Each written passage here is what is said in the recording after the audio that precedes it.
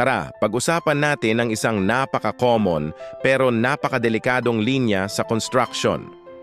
Akala ko kasi sabi mo, ilan ng pangarap na bahay ang nasira at ilang budget na ang sumabog dahil lang sa mga salitang binitawan sa hangin. Kung nagpaplano kang magpatayo o nagpapatayo na, makinig kang mabuti dahil baka ito ang magligtas sa iyo sa malaking sakit ng ulo at gastos. Madalas, sa gitna ng excitement at pagmamadali sa site, may mga usapang nangyayari on the spot. Sir, okay na ba kung ganito na lang yung tiles? Sasagot ka ng, sige, okay na yan.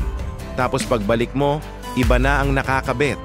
O kaya naman, biglang may singil sa'yo na 50,000 para sa isang bagay na akala mo kasama na sa original na kontrata. Ang classic na sagot? Sir, napag-usapan po natin yon nung nakaraan, di ba? Dito na magsisimula ang gulo.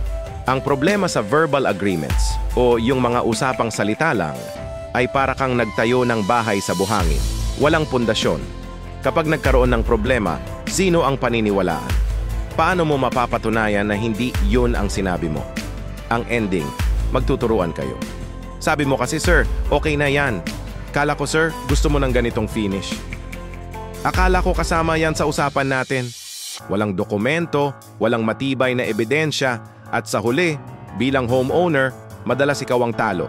Isipin mo, yung isang simpleng oo mo lang sa site, pwedeng katumbas ng libu-libong piso na hindi mo naman plinano. May mga kontraktor pa nga na sinasadya ito. Magaling sila sa mabulaklak na salita, pero kapag billing na, lahat ng napag-usapan lang, biglang may presyo na. Kapag kinwestiyon mo, sasabihin nila, nag-agree naman po kayo verbally. Paano mo lalabanan yan kung wala kang hawak na pruweba?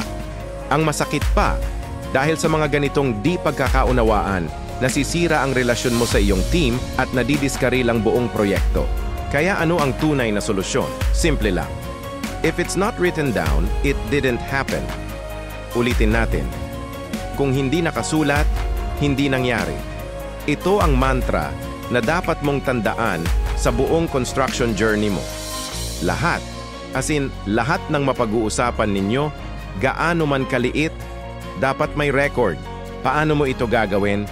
Una, pagkatapos ng bawat meeting o kahit simpleng usapan sa site, mag-send ka agad ng email o kahit isang message sa group chat ninyo. I-summarize mo yung napag-usapan at napagkasunduan. Halimbawa, hi team, just to confirm our discussion earlier, we agreed to change the paint color for the master's bedroom from off-white to light gray, brand XYZ, paint code 123. Please confirm. Sa ganitong paraan, mayroon kang digital na resibo ng usapan.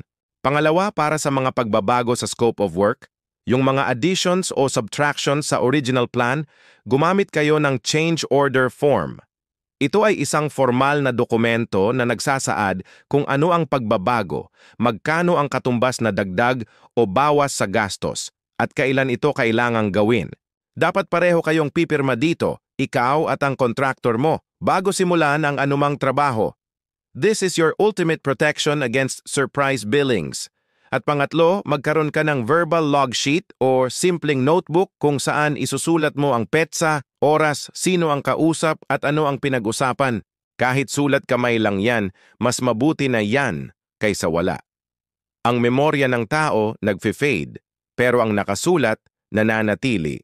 Tandaan mo, ang pagiging metikuloso sa documentation ay hindi pagiging killjoy o kawalan ng tiwala. Ito ay pagiging matalinong homeowner. Ito ay pag-iingat sa pinaghirapan mong pera at sa pangarap mong bahay. Huwag kang matakot na sabihin sa contractor mo, okay, great idea.